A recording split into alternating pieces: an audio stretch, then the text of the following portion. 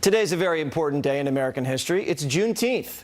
It's a federal holiday and a lot of people have off, but many people don't know why. It's a holiday that commemorates the day in 1865 when the last slaves in the country were informed they'd been freed.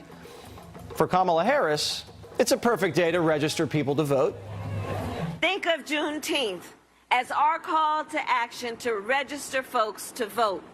Because after all, what we know is so much about our history has been about those that would try and deny us our rights.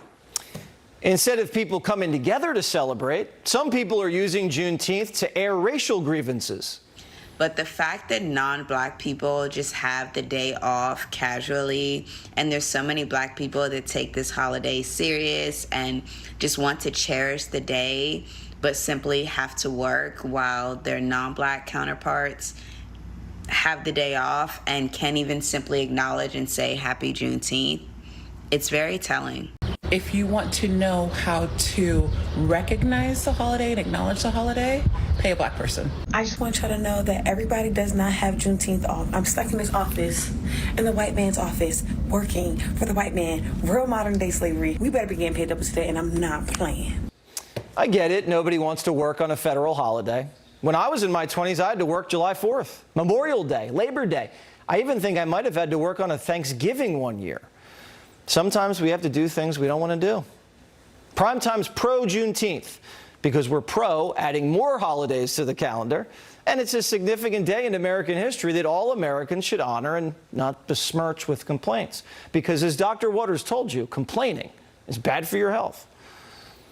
Politics professor and author of Lies My Liberal Teacher Told Me, Wilfred C. Riley.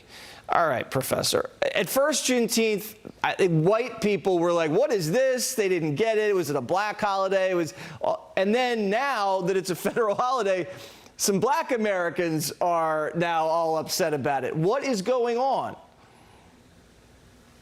What's going on is that great American activity, complaining, gold bricking, and griping. I actually am in my casual mode today because I went to a Juneteenth event. We did get the day off. Now, I mean, I agree with you, Jesse. Juneteenth is actually one of those days that Americans should celebrate.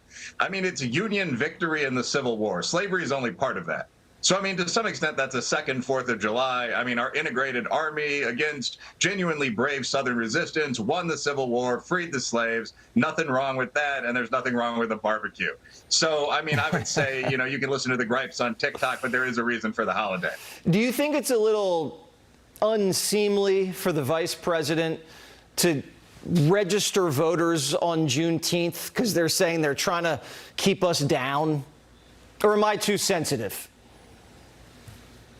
Well, no. I mean, first of all a politician does except lie and say nonsense is take your money. So I'm not particularly surprised. I mean, I could see most holidays being used in that fashion.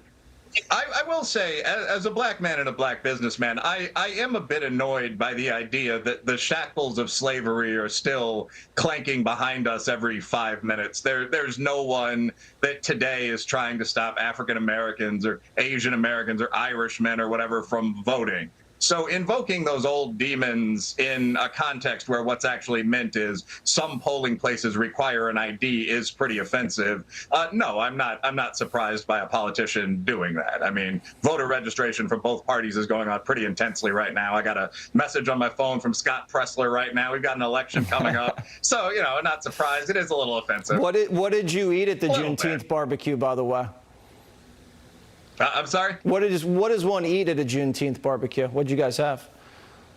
Well, I mean, we're a pretty diverse crew. I actually, you know, I'm multi-ethnic background, so I brought some steaks. But I mean, guys brought ribs. This is Kentucky. People brought, you know, fried chicken. Some guys brought venison.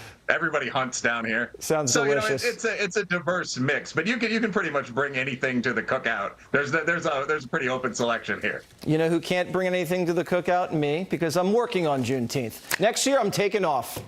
I'm taking off. That's right. I'm celebrating like the rest of us. You don't let them hold you down. I'm not going to let them keep me down, Wilford. Thank you so much. Loverboy thrusts himself into the limelight.